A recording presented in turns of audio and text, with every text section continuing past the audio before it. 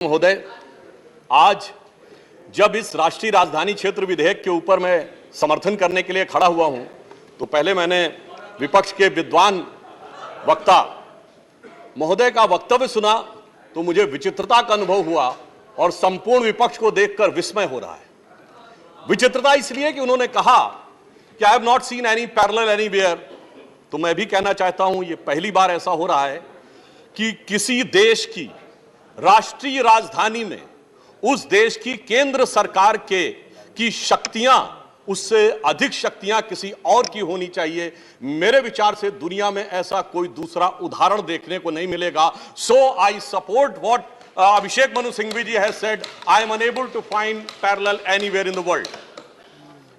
दूसरा विषय जो मैंने कहा कि विस्मय का अनुभव क्यों हो रहा है, अभी देखिए उन्होंने 2 बार सुपर सीएम प्रयोग किया कॉन्स्टिट्यूशनल पद पर बैठे हुए व्यक्ति के लिए, मगर महोदय इस देश ने बगैर संवैधानिक पद पर बैठे हुए सुपर पीएम 10 साल तक देखा है। और मैं ये कह रहा हूं कि अभी मैंने कितना सुंदर सामंजस्य देखा कि उन्होंने कहा कि समय कम हो रहा है, तो आम आदमी पार्टी वालों ने कहा हम भी समय देने को तैयार हैं। सारे विपक्ष को देख के विस्मय होता है कि कांग्रेस पार्टी जिसका कि 3 राज्यों में स्थिति यह रही कि गुजरात में वोट हाफ कर दिया, बिल्कुल बता रहे हैं, सुनिए तो, अरे सुनिए तो, बता रहे हैं। सॉरी गुजरात मेंबर्स का vote one second. Dr. Abhishek Singhvi was heard in rapt attention. This is the decorum of the house. No. Yes, I am coming to that, sir. Let me do not get into disruptive mode. Dr. तो मैं कहना चाहता हूं कि ये लोग किस तरीके से आए हैं साथ में। अरे साहब बहुत सारे शेर बोले तो ऑर्डिनेंस के पार्ट नहीं थे, हम भी बता रहे हैं आपको। I will have to name you. देखिए इनकी I will have to name you. कि You have got it as a habit. क्या शिद्दत दिख रही है एक दूसरे को सपोर्ट करने में। देखिए इनकी स्थिति ये गुजरात में we want decorous debate here. Doctor said many things, maybe digestible, maybe indigestible. Dr. Sudhanshu Trivedi. मैं सिर्फ ये कहना चाहता हूं कि गुजरात में कांग्रेस का वोट हाफ कर दिया, पंजाब में इनका स्विच ऑफ कर दिया, दिल्ली में साफ कर दिया और आपने इनको माफ कर दिया। और उसके माफी के बाद भी मुझे लगता है अभिषेक मनु सिंघवी जी ने कहा था, तो मैं भी ये कहना चाहता हूं, आप साथ में आए हैं दिल्ली के इस बिल पे, दिल्ली की जनता के लिए आए हैं या किसी और कारण से आए हैं, ये दिल्ली की समझदार जनता समझती है। तो मैं भी एक पंक्ति कहना चाहूंगा कि शाम तक सुबह की नजरों से उतर जाते हैं, इतने समझौतों पे जीते हैं कि जमीर भी मर जाते हैं।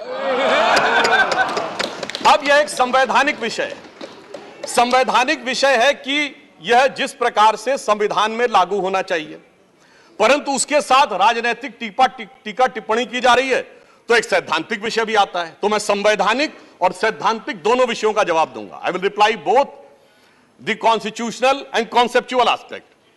देखिए माननीय गृह मंत्री जी ने लोकसभा में बहुत स्पष्ट किया था कि दिल्ली पूर्ण राज्य नहीं है, यह एक विशेष श्रेणी का यूनियन टेरिटरी है, यानी विशेष श्रेणी का संघ शासित राज्य है। वैसे मुझे लगता है संघ शब्द आते ही बेचैनी ज्यादा हो सकती है दूसरी तरफ, और संघ शासित से बेचैनी और हो सकती है, इसलिए मैं यूनियन टेरिटरी वर्ड प्रयोग करूंगा। It is a special category of union territory.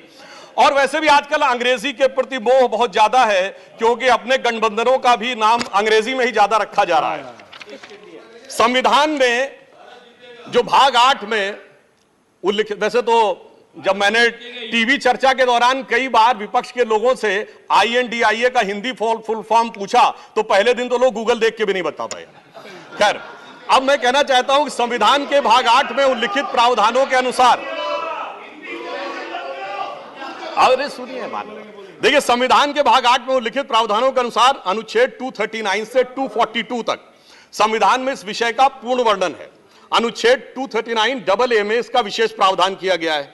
यदि उसके क्लॉज को 239AA3B को देखें तो संसद को दिल्ली संघ राज्य यूनियन टेरिटरी से संबंधित किसी भी विषय पर कानून बनाने का पूरा अधिकार है। इसमें किसी भी प्रकार का कोई संशय नहीं है। सर्वोच्च न्यायालय के जिस निर्णय का बार बार उल्लेख किया जाता है और हमारे विरोधी उसको अपने हिसाब से प्रयोग करते हैं, उसमें भी बहुत साफ देख लें कि 105 पेज के उस निर्णय में कहीं पर भी सर्वोच्च न्यायालय ने संसद के द्वारा दिल्ली के बारे में कानून बनाए जाने के विषय के ऊपर किसी प्रकार की कोई टिप्पणी नहीं की है। इसके बाद भी न्यायालय के आदेश में पैरा 161 और 162 को कई बार उल्लेख किया जाता है, परंतु यदि पूरे संदर्भ में देखें तो पैरा 86, 95 और पैरा 164F को पढ़ें तो वहां पर संसद के द्वारा दिल्ली के संदर्भ में किसी भी विषय के ऊपर कानून बनाने की शक्तियों का विधिवत अनुमोदन है, कहीं पर निगेशन नहीं है। और स्पष्टता के साथ इसकी आवश्यकता क्यों थी? ताकि शासकीय आदेश को एक विधायी शक्ति भी मिल सके, एग्जीक्यूटिव ऑर्डर को एक लेजिस्लेटिव पावर भी मिल सके। इसलिए उस अस्पष्टता को दूर करने के लिए to remove any an iota of suspicion यह आवश्यक था। इसलिए मैं इस बिल का समर्थन करता हूं। अब कई बार लोग कहते हैं साहब अध्यादेश की आवश्यकता क्यों थी? वैसे तो माननीय गृह मंत्री जी ने भी इस विषय को लोकसभा में बताया था। अभिषेक मनु सिंघवी जी ने कहा कि 19 तारीख को अध्यादेश क्यों आया। शायद उन्हें ध्यान हो कि दिल्ली सरकार में जैसे ही चंद दिनों में ताकत मिली तो सबसे पहले किन फाइलों के बारे में, सतर्कता के साथ सतर्कता विभाग की फाइलों के बारे में कार्रवाई की गई। मीडिया में प्राप्त समाचारों के अनुसार सतर्कता सचिव ने यह रिपोर्ट किया कि रात 9 बजे मंत्री के द्वारा उनको कॉल किया गया, सुबह 3 बजे तक वह कार्रवाई चलती रही, 76 से अधिक फाइलें मंगाई गईं और उन्होंने उपराज्यपाल महोदय को यह आशंका भी व्यक्त की कि उसमें कई ऐसी फाइलें थीं जो कि गोपनीय थीं और उसके अनुसार उन फाइलों में किसी भी प्रकार की छेड़छाड़ भी संभव है। अब मुझे बहुत आश्चर्य होता है कि दिल्ली में बाढ़ आई तो दिल्ली फ्लड कंट्रोल अथॉरिटी की बैठक तो 2 साल से नहीं हुई, मगर विजिलेंस की फाइलें ओवरनाइट सर्च की गई। तो मेरे विचार से, और ये सर 16 और 17 मई की रात का था, तो मानी हुई बात है जब ऐसी परिस्थिति नजर आएगी तो उसके 1-2 दिन के अंदर अध्यादेश की आवश्यकता महसूस होगी। यहां मैं एक और बात भी कहना चाहता हूं कि ब्यूरोक्रेसी पर नियंत्रण की बात आम आदमी पार्टी की सरकार के द्वारा की जाती है, तो ये लोग तो अपनी एक पैरेलल ब्यूरोक्रेसी भी बना चुके हैं, क्योंकि अनेक प्रकार के समाचार पत्रों में आया है कि कई ऐसे लोग जो कि आम आदमी पार्टी के पदाधिकारी हैं, वह सरकारी पदों पर भी विद्यमान हैं और सरकारी पदों पर रहते हुए सरकारी शक्तियों का भी उपयोग कर रहे हैं। वैसे ये लोग बहुत दावा करते हैं कि इन्होंने बहुत सारी चीजें फ्री दिया, कुछ 100 रुपए दिल्ली की जनता को कुछ मामलों में फ्री मिला और अपने लोगों को कई मौकों पे, कई जगहों पे, दर्जनों से ऐसे लोग हैं जिनको लाख लाख 1.5 लाख की तनख्वाहें मिली। और यदि आरोपों को देखा जाए तो करोड़ों रुपए के घोटालों के आरोप हैं। एक कहावत होती है, माले मुफ्त दिले बेरहम। तो मैं कहना चाहूंगा इनकी तो स्थिति यह है कि माले मुफ्त दिले बेरहम, दिल्ली पे सितम और करोड़ों हजम। अब एक और बात जो ब्यूरोक्रेसी के नियंत्रण की बात है, तो मैं ध्यान दिलाना चाहता हूं, इस दिल्ली प्रदेश में एकमात्र ऐसा प्रकरण हुआ जो पूरे देश के इतिहास में बहुत विचित्र था कि दिल्ली के मुख्य सचिव ने दिल्ली के मुख्यमंत्री आवास के अंदर अपने साथ मैन हैंडलिंग का आरोप लगाया। मेरे विचार से पूरे भारत के इतिहास में ऐसा कोई उदाहरण नहीं होगा कि इस प्रकार की बात, इस प्रकार का आरोप लगा हो और वह भी मुख्यमंत्री की उपस्थिति में लगा हो। यह दर्शाता है कि ब्यूरोक्रेसी को नियंत्रण करने की जो छटपटाहट है उसमें वास्तविकता में वो फितरत क्या है। और मैं एक टेक्निकल पॉइंट कहना चाहता हूं, दिल्ली का कोई स्टेट कैडर नहीं है, जैसे राज्यों का कैडर होता है तो राज्य का मुख्यमंत्री उस कैडर को नियंत्रित करता है। जो आईएएस और आईपीएस अधिकारी होते हुए यूनियन टेरिटरी कैडर में आते हैं, जब वो सारे राज्यों में, सारी केंद्र शासित राज्यों में उनका स्थानांतरण हो सकता है, तो मैं आपके माध्यम से विपक्ष से पूछना चाहता हूं कि यदि दिल्ली के एक अधिकारी का ट्रांसफर गोवा होना है और दिल्ली के सीएम की उस पर एब्सोल्यूट अथॉरिटी होगी तो यह कैसे संभव हो सकता है? इसलिए यह आवश्यक है कि इस विषय के ऊपर केंद्र सरकार की शक्तियां परिभाषित हो। अब एक दूसरी बात भी है, दिल्ली में स्टेट कैडर भी नहीं है, यानी जैसे स्टेट पब्लिक सर्विस कमीशन होता है और राज्य के कैडर होते हैं, तो यहां भी दानिक्स कैडर है। यानी दानिक्स कैडर में भी 3-4 यूनियन टेरिटरी आती हैं, दमन दीव और अन्य। अब दानिक्स कैडर के एक अधिकारी की जरूरत यदि अंडमान में या दमन दीव में भी होगी और दिल्ली का मुख्यमंत्री यह तय करेगा, तो क्या यह संवैधानिक दृष्टि से उचित है? इसलिए मैं कहना चाहता हूं कि माननीय गृह मंत्री जी ने जो यह विषय रखा है वो पूरी तरीके से उचित है। अब दुरुपयोग की बात में मैं एक और बात कहना चाहता हूं, इनकी वास्तविक मंशा क्या थी। दिल्ली में एक जनरल फाइनेंशियल रूल 2019 है जो ये कहता है कि 10 करोड़ रुपए से अधिक का अगर किसी भी प्रकार का व्यय होगा तो वह मंत्री की शक्ति से बाहर होगा और वह एलजी के पास जाएगा। महोदय, इनके मुख्यमंत्री जी का जो मकान या वजीर आला का अजीमुशान महल बनाने के लिए जो बिल बने साहब, वो पूरे उसके एक साथ नहीं बने। 10 करोड़ से कम के 8.5, 8, 7.5, 9 करोड़ रुपए के डिफरेंट बिल बने और एक मद ऐसा है जिसमें कि मुख्यमंत्री कार्यालय के कर्मचारियों के लिए महोदय जानते कितने का बिल बना? 9.99 करोड़, यानी 0.01 से कैसे बचा जा सकता है कि टेंडर न करना पड़े, मन मुताबिक खर्चे कर लिए जाएं। यह दर्शाता है कि नियमों के प्रति और ब्यूरोक्रेटिक नियमों के प्रति इनके मन में क्या आस्था है। और इतना ही नहीं, दिल्ली मेट्रो के लिए तो वृक्ष काटने की परमिशन वर्षों तक नहीं मिलती थी, मगर मुख्यमंत्री आवास के लिए वृक्ष काटने की परमिशन उनको मिल जाती थी। अब इसके साथ मैं एक और बात कहना चाहता हूं, एक नैतिकता सैद्धांतिकता का सवाल उठाया जाता है। तो मैं कोट करना चाहता हूं कि दिल्ली के मुख्यमंत्री जी ने, जिनका वो आलीशान शीश महल बना हुआ है, उन्होंने 27 अक्टूबर 2013 को शीला दीक्षित जी के विषय में लिखा था ट्वीट, और उनको मैं कोट कर रहा हूं। उन्होंने कहा कि दिल्ली की मुख्यमंत्री शीला दीक्षित जी के घर में 10 एसी लगे हैं। मैंने तो सुना है कि बाथरूम में भी एसी लगे हैं। कौन भरता है इस एसी का बिल? और आगे वो कहते हैं, मेरा तो कलेजा कांप उठता है ये सोचकर कि दिल्ली की 40% जनता झुग्गियों में रहती है, तो कोई मुख्यमंत्री ऐसे आलीशान घर में कैसे रह सकता है। मैं कहना चाहता हूं, देखिए, केजरीवाल जी का कलेजा कापा हो या ना कापा हो, रूह कापी हो ना कापी हो, रूह है क्या है, किसकी रूह है, उस पर मैं टिप्पणी नहीं करना चाहता, मगर मैं एक बात जरूर कहना चाहता हूं कि शीला दीक्षित जी जहां भी होंगे उनकी रूह को बहुत तकलीफ हो रही होगी कि जब उनके ऊपर ऐसी बातें करने वालों के साथ वो सारे लोग आज आकर खड़े हुए होंगे। वैसे महोदय, उनके घर में 10 एसी थे, यहां तो 15 टॉयलेट भी हैं। और इतना ही नहीं, 1-1 करोड़ रुपए के पर्दे भी लगे हुए हैं, और 1 करोड़ रुपए के पर्दे का एस्टीमेट है। और इतना ही नहीं, अब सुनिए, उनके सामने एक दूसरी समस्या हो गई है कि अभी तक जो बातें चल रही थी, अब उनके सामने यह समस्या है कि उन चीजों को कैसे छुपाएं। देखिए, मैं इनके लिए कहना चाहूंगा कि अब उनकी फितरत जग जाहिर हो चुकी है। तो आज आम आदमी पार्टी की स्थिति यह है कि अब जो चेहरे से जाहिर है छुपाएं कैसे, तेरी मर्जी के मुताबिक नजर आए कैसे। अब इस घर को सजाने का तसव्वुर हुआ बात की बात, अब तो मुश्किल है कि इस घर की हकीकत को छुपाएं कैसे।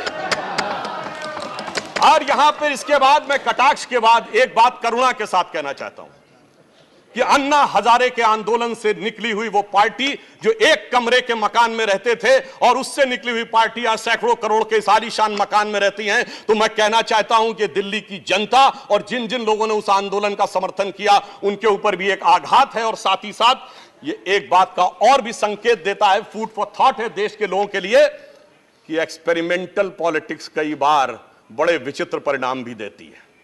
अब किसी नए नवेले प्रयोग को आजमाने का वक्त नहीं है, बल्कि आजमाए हुए मोदी जी के नेतृत्व को चमकाने का वक्त है। और बहुत से लोग ये कहते हैं, संवैधानिक नैतिकता का प्रश्न उठाते हैं कि अध्यादेश क्यों लाया गया। अध्यादेश के लाने का तात्कालिक कारण मैंने बता दिया, और वैसे मैं अपने विपक्ष के लोगों के सुलभ संज्ञान के लिए बता देना चाहता हूं कि इन लोगों ने कितनी बार अध्यादेश लाए हैं। नेहरू जी की सरकार में 70 बार, इंदिरा जी के जमाने में 77 बार, राजीव जी के समय में 35 बार, नरसिम्हा राव जी के समय में 77 बार, मनमोहन सिंह जी के समय में 61 बार, और जो यूनाइटेड फ्रंट गवर्नमेंट बनी थी भाजपा विरोध में, उसमें 1.5 साल में 77 बार। तो मुझे लगता है अध्यादेश का विषय उठाने से पहले इस अंक गणित को भी देख लेना चाहिए। अब मैं एक और बात कहना चाहता हूं, जो संविधान की दुहाई देते हैं उनके लिए, ये तो वो लोग हैं सभापति महोदय जिनकी संविधान में क्या आस्था है। इन्होंने संसद के द्वारा पारित सीए कानून के खिलाफ विधानसभा में प्रस्ताव पारित कर दिया।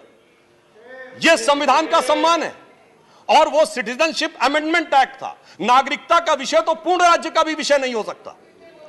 और तो उसके बावजूद दिल्ली सरकार ने पारित कर दिया। तो इसका अर्थ हुआ कि ये जिस प्रकार के कार्य करते हैं उनका संविधान में कोई आस्था नहीं है। और अभिषेक मनु सिंघवी जी अभी कह रहे थे इलेक्टेड गवर्नमेंट, तो मैं याद दिलाना चाहता हूं after the 72nd and 73rd constitutional amendment there are 3 tier of government, जिसमें एक म्युनिसिपल और जिला पंचायत, एक स्टेट और एक सेंटर। तो मान्यवर ये तो राजीव गांधी जी लाए थे। तो आपके मन में ना ऊपर वाली इलेक्टेड गवर्नमेंट के लिए सम्मान है ना नीचे वाली, क्योंकि चंद महीने पहले तक तो ये एमसीडी से भी लड़ते थे और दिल्ली से भी लड़ते थे।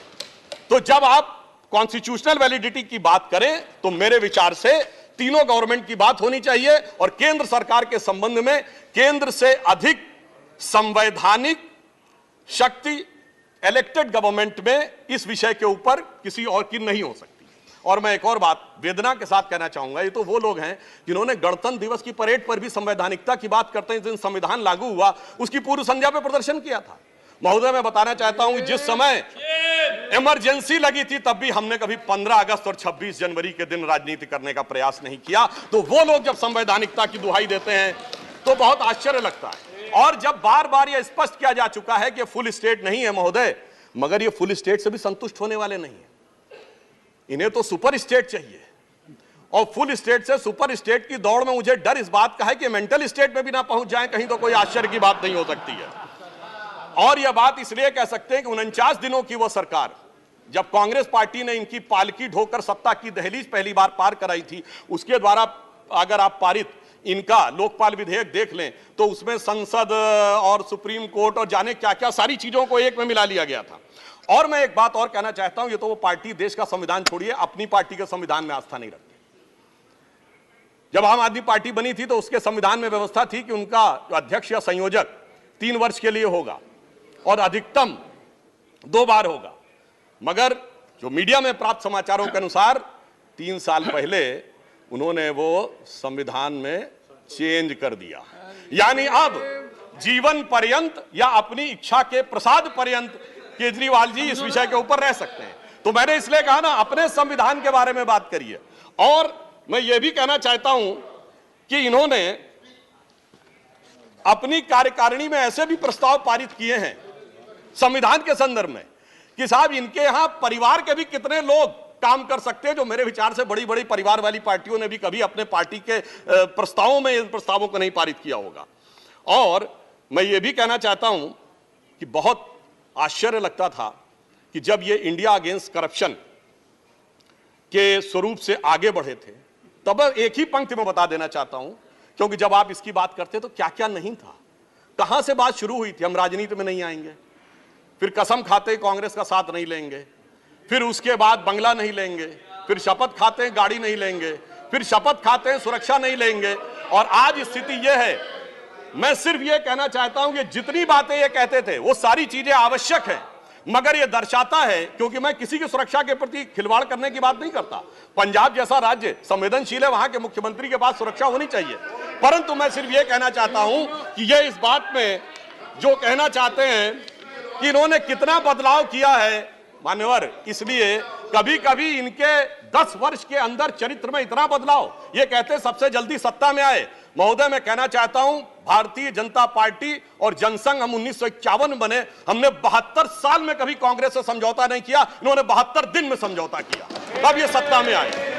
और इसलिए आज दिल्ली की जनता अपने को ठगा हुआ महसूस करती है। और शायद दिल्ली के लोग ये कह रहे होंगे कि मैं समझता था वो कितने मासूम थे, क्या से क्या हो गए देखते देखते, जिनको पत्थर से हमने बनाया सनम वो खुदा हो गए देखते देखते। और मैं एक और बात भी कहना चाहता हूं संक्षेप में, मेरे विचार से इनको अध्यादेश पढ़ना चाहिए, संविधान पढ़ना चाहिए और दिल्ली का अधिनियम पढ़ना चाहिए, क्योंकि अपने को कहते हैं सबसे पढ़े लिखे मुख्यमंत्री। तो मैं ये भी बताना चाहता हूं कि ये सबसे पढ़े लिखे मुख्यमंत्री जो अपने को सबसे हाई क्वालिफिकेशन का नाज रखते हैं, 2-3 उदाहरण उनके ही बता देना चाहता हूं। जिस समय कोविड की वेव चरम के ऊपर थी, तब इन्होंने क्या कहा, इन्होंने कहा कोविड वैक्सीन का फार्मूला सारी कंपनियों को क्यों नहीं दे दिया जाता। मान्यवर, कोविड वैक्सीन तो छोड़िए, पैरासीटामोल जैसी जो दवा भी अमेरिका ने उस समय हमसे मंगाई थी। अब कोई पढ़ा लिखा व्यक्ति ये कह सकता है कि वो चूरन की तरह फार्मूला सबको दे दिया जाए।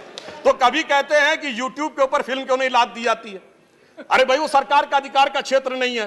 और फिर इतना ही नहीं, सिंगापुर में इनको बुलाया, इनविटेशन आता मेयर्स कॉन्फ्रेंस का, तो मुख्यमंत्री होते हुए जाना चाहते हैं। तो मेरे विचार से कम इनको थोड़ा पढ़ना लिखना चाहिए। और एक पढ़ने लिखने पे एक तथ्य मैं जरूर बताना चाहूंगा। जब न्यूयॉर्क टाइम्स अखबार में इनकी तारीफ निकली थी तो इनके मुंह से निकल गया था कि दुनिया का सबसे बड़ा अखबार, और उसमें इतनी तारीफ निकलवाना आसान नहीं है। वैसे निकलवाना शब्द निकल गया था, मगर मैं पढ़े लिखे मुख्यमंत्री को यह भी बताना चाहता हूं महोदय कि न्यूयॉर्क टाइम्स दुनिया का सबसे बड़ा अखबार नहीं है, वो है यमुनी शिंबुन जापान का। अमेरिका का भी सबसे बड़ा अखबार वो नहीं है, वो यूएसए टुडे। और इतना ये समझिए, इतना ही नहीं, भारत का times of India, Dainik Bhaskar, और वो भी उनसे अधिक है। तो मैं सिर्फ ये बताता हूं, अरे भाई जिस अखबार का नाम लेते हैं कम से कम उनको तो पढ़ लेना चाहिए था।